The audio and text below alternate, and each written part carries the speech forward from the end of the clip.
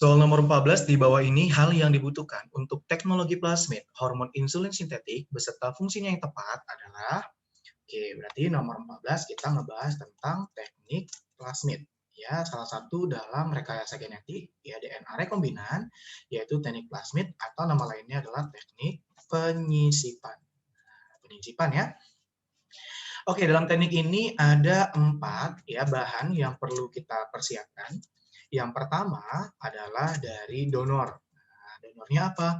Nah, kebetulan di soal itu dia minta hormon insulin sintetik, jadi pembuatan hormon insulin buatan.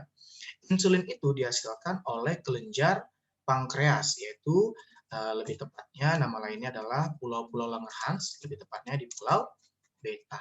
Ya, jadi kita ambil dari DNA pankreas pulau beta, gitu ya. Kemudian yang kedua yang kita pakai adalah vektor atau pembawa, di mana vektornya ini yaitu dalam bentuk berupa plasmid. Nah, plasmid itu adalah DNA berbentuk lingkaran atau sirkular yang terdapat pada bakteri. Pada umumnya biasanya menggunakan bakteri E. coli ya, karena E. coli sudah hidup di dalam usus kita gitu. Yang ketiga adalah enzim pemotong. Nah, enzim pemotongnya di sini kita pakai yaitu namanya adalah enzim restriksi endonuklease ya. Sedangkan yang keempat yaitu adalah enzim pemotong. Nah, enzim penyambung. Ya, kalau penyambung di situ adalah si enzim bernama ligase. Oke, ini 4 bahan yang diperlukan.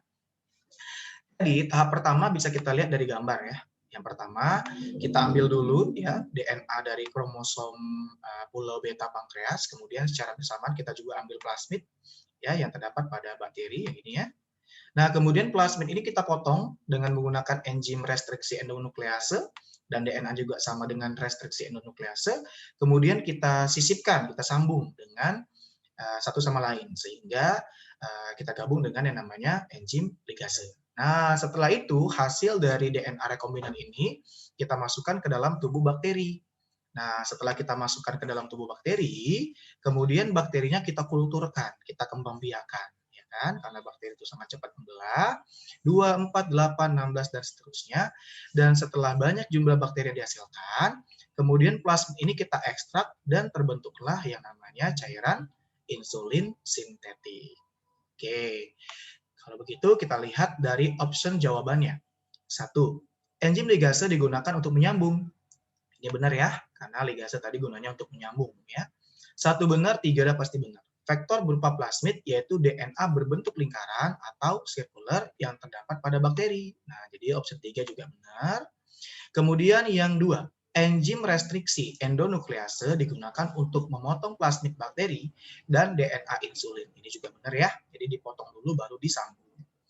Option 4, donor diambil dari sel pulau alpha kelenjar Langerhans. Nah, Langerhans tadi kan nama lain dari pankreas. Nah, sedangkan yang kita pakai adalah yang dari pulau beta, bukan pulau alpha. Jadi option nomor 14 yang tepat jawabannya 1, 2, dan 3. Jawabannya adalah yang A.